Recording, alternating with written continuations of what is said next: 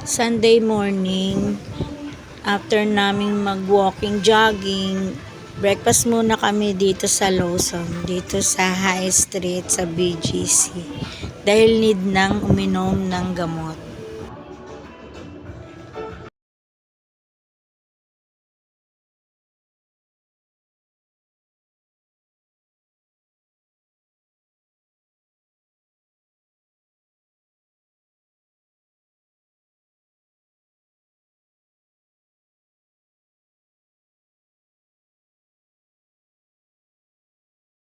Ang ganda ng weather, sarap maglakad.